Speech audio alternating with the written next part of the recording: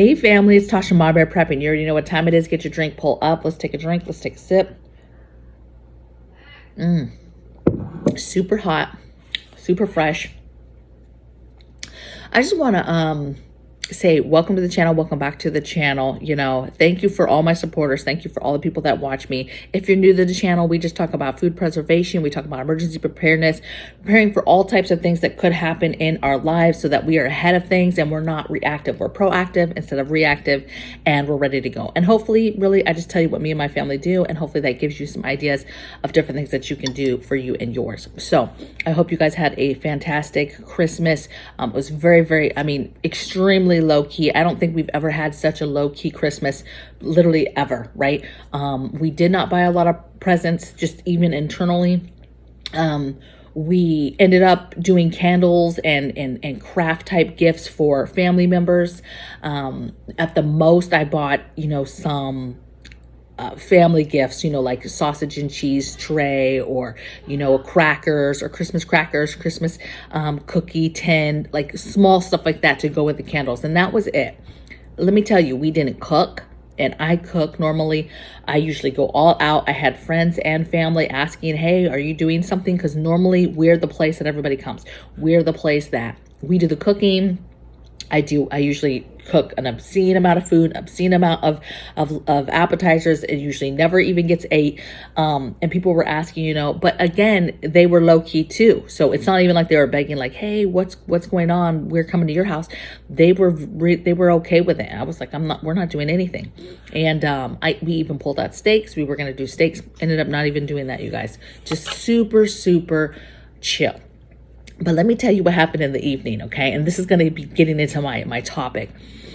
Hubby comes in. It's in the evening time at this time. It's like, and I had already seen this article that popped up on my phone. And no big deal. I saw it. I didn't even open it. And hubby comes in, I don't know, probably 5, 6 o'clock, probably several hours after this, you know, this article had hit our feeds. And he was like, babe. And I'm like, oh my God, what? Like, what's happening? Something is happening, because he's like, his voice is elevated. He's very hyped about something. And he was like, proceeded to tell me about this article about how 3 more substations for electricity had been attacked that morning, Christmas Day morning, right? He's like, it happened at 5:30 this morning. They attacked 3 in Tacoma, in Pierce County, in Washington, right? Now, we're not extremely close to that area. We're several hours away from where he's talking about. But he's like, oh my gosh. And I was like, and it's hard for me sometimes, because even hubby and I, we are on the same page for a lot of things. And it's not that we're not on the same page with this. It's just that he doesn't watch all my videos, you guys. He's not like a super fan watching every video every day, watching every word come out of my mouth, right?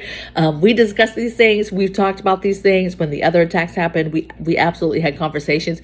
But I just stopped and was like, yeah, like, it's not even exciting anymore to me. To me, it's not even like, oh my goodness, really? This is crazy. I'm not even shocked anymore. It doesn't cause concern. At the most, it causes me like, that's unfortunate. And I think about, the article went on to talk about 14,000 people were out of power, right?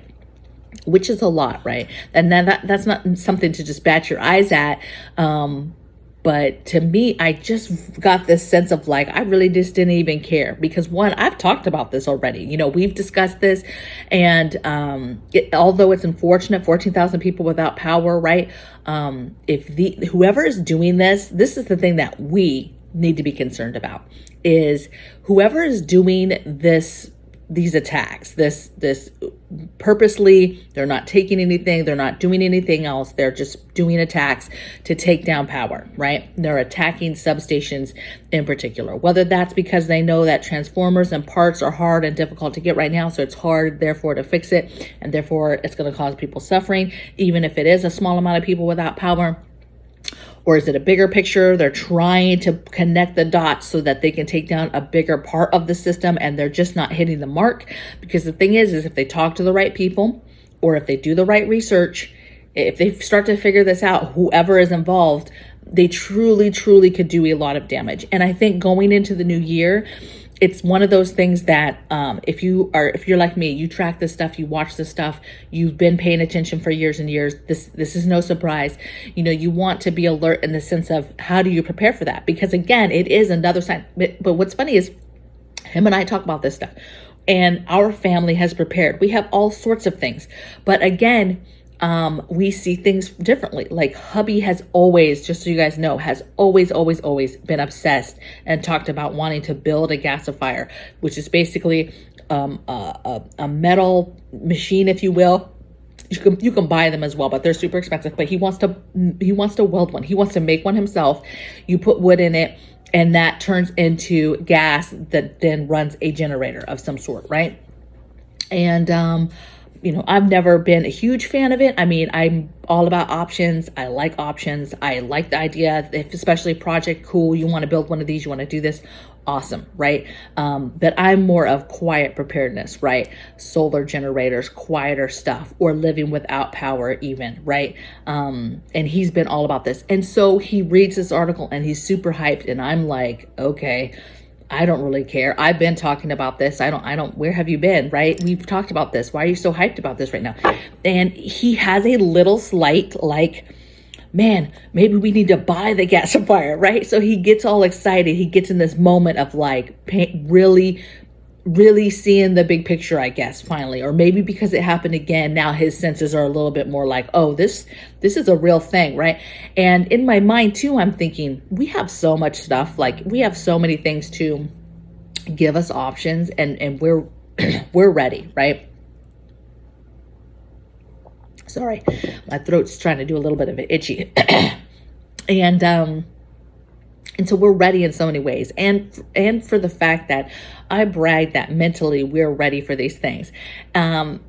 But when I see like that, I'm like, maybe he's not 100% ready, right? He's like, oh, what else do we need? And I'm thinking like, we have we have so much. We're beyond ready for, you know, power. Again, laying in bed this morning, literally probably between, I don't know, I'm guessing here, 3:30 and 6:30-ish, super high winds, 30-mile-per-hour winds, like it's just really loud around the house, you know. And so I'm wide awake because, you know, I'm just thinking about, you know, trees falling down, stuff that might be outside hitting stuff, neighbor stuff that's outside that might be hitting stuff, hitting cars, hitting house, whatever, right? It's just super windy. And the power goes off. Literally 3 times it went off in that time period. But literally it went off. I heard it because his CPAP, everything goes off. And then you literally, before I can even think in my head, oh, the power just went off, it came back on every single time. And it did. It made me think a little bit about the stuff that had just happened, you know, maybe 24 hours prior, right? Somebody attacking the substations, you know, but not to any kind of degree. Wasn't jumping up, wasn't like nothing, right? I'm almost becoming numb. But what I want you to take from this is 2023 and on, because things are not going to get better. Nothing is just going to miraculously go back. We're never going back to the way things were. Ever. When things change like this, dynamics change, life changes like this, and we talk about, oh, this is the new normal. It is. We're not changing and going backwards. That's over, right? And so the things that we're dealing with, the things that we're seeing now, that's going to continue as we move forward, but even worse possibly. So you have to consider the fact that this is happening. It's happening more often. Somebody is clearly trying to devastate the grid on any capacity. I mean, this could be all people that are not related at all, or it could, you know, what they say about coincidences, like there's no such thing, right? And so some degree, it depends on who's really doing this, you know, and how are they doing it, and how are we not able, like we don't have cameras, you know, it's kind of mind-boggling to me. Again, we don't care about our infrastructure. It's trash. And that's just on the capacity of upgrading it, protecting it, EMP protecting it, you name it, just keeping it from, you know, a basic storm can't take it out, right?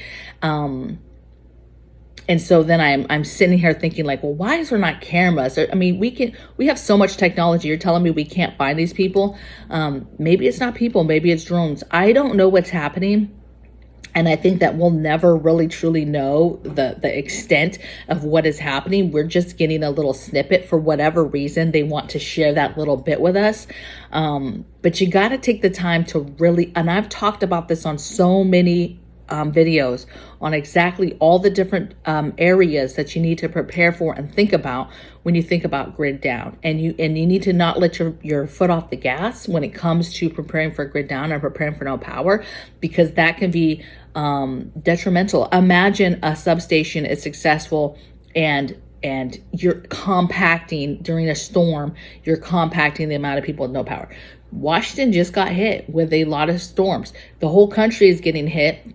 You're about to get hit with what we just got hit with, the other parts of the other states. And it's like, so we already had people with no power. We already had cold weather, 14,000 people, it's so crazy that we're numb. We're like, oh, 14,000 people, not a big deal. But that is a big deal, right? That is a big deal, right? Anybody with no power, especially in weather that like we've been having recently. Now, I'm not sure exactly where Tacoma's temperatures have been at. Ours have just recently raised to the 40s and 50s. So we're great. But you've got to keep pushing forward and get the things, I know for those of you that watch this a lot and you're kind of like me where you're like, well, I'm just going to push forward because we've got the things, we're pretty prepared, but I would urge you to just continue to push that out then. And I know that some of you have already done this, so I don't want to push you if you've already done this and you're exhausted and it brings you anxiety and it brings you stress, because that's not what I want you to do. I have anxiety and oftentimes I don't even like people or being around people, right? But if you have friends, you have family members, especially if you've never talked to them before, right? Just start having these conversations, right? And just asking them simple things like, hey, if the power went out, are you ready? Do you have this? Do you have that? I remember even, and my family watches this. So my mom and dad watch me all the time. My grandma watches me all the time. And I remember this was a while ago.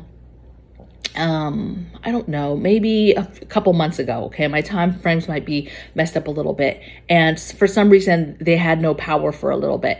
And I remember my mom saying, and my mom has some preparedness items. Like we've been talking, they've been slowly building up their, preparedness items. My grandma, I don't know so much. I mean, she knows that I do this, right? And she watches me. But I just remember my mom having a conversation. I was like, well, are you guys okay? Whatever. And I remember her saying, she was going to my grandma's or whatever. And I'm like, okay, well, do you guys have stuff? And I remember her saying like, well, grandma was looking for her flashlight and couldn't find her flashlight. And in my mind, I'm thinking like, my grandma doesn't have anything. My grandma probably has no preparedness items whatsoever, right? She's looking for this flashlight, but, and it starts making you think, how much food does your family have? How much water do they have? Preparedness items. Do they have lanterns? Do they have a buddy heater? Do they have a way to keep warm when it's like, that's the biggest thing is how are you keeping your family warm when the power goes out? And how are you, and there's little things that you can do, right? Getting a small portable thing can run an electric blanket at night over your guys's, all your other blankets, right? Having a buddy heater, right? Having those things, having the ability to cook. How are you cooking? Not just, okay, we're just going to go out and get fast food, even at the town next over to be able to eat. Like, how can you continue to eat food, in your home and getting those specific things, right? It's more than just, yeah, we have some food here. We have some water here. We have some flashlights and batteries, but how are you living life? Like, right? How are you going through your everyday routine with no power? Like that is an important question that has to be asked. And then you have to go through those different categories and prepare in each of those categories so that you're ready to go. And I know we talk about it all the time, but especially if you're watching and you're new to prepping, food, water, meds, but then it's grid down. And we are moving into a year where it will continue to get worse. We may or may not continue to see these specific attacks on these substations, but I think that we will, and then you never know the dynamic of wars and that impact as well when it goes and turns into an enemy type thing attacking us. Who knows what they can do to us, right? To me, I think this is some low level that just isn't hitting the mark, to be honest, because if you hit the mark, to me, hitting the mark is you're hitting certain stations that actually take down huge sections of the grid, and then they are all connected and then take down other pieces, or you break the bridge basically if you hit certain spots, right?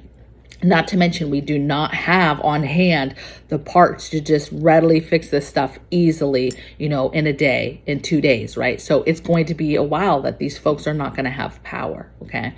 Unless it's easily doable for them to patch them into another system. But again, that's just going to be more on that system, even if they were able to patch them into another system for a little bit, right? And then you run the risk of overload and all this stuff.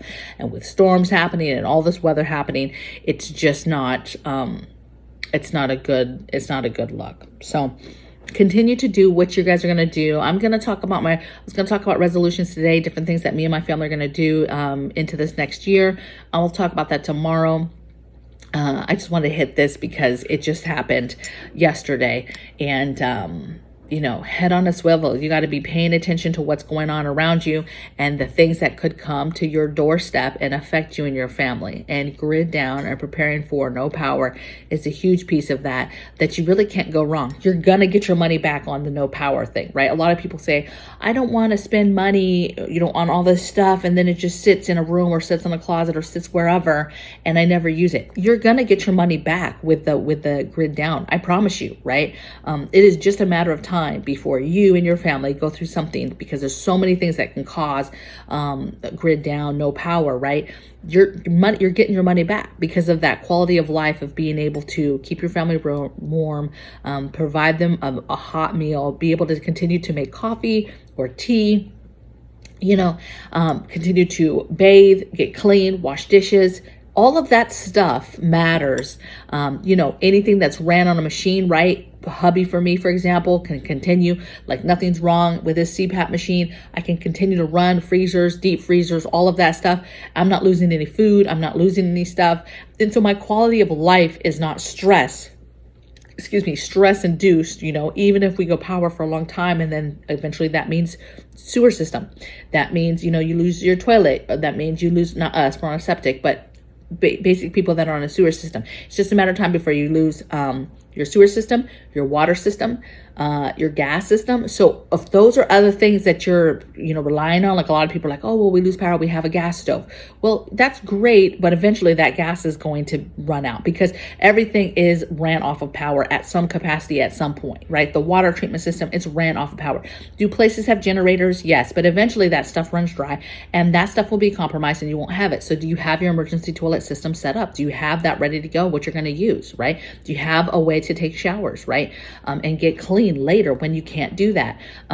Your water, do you have water on hand? Can you get water? Can you make the water clean, right? The water is no longer being clean. It's on a boil only notice.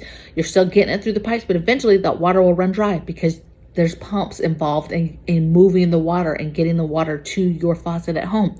Okay, so why do you have, do you have water? How much water do you have? How long will it last you, right? Food, all of that stuff.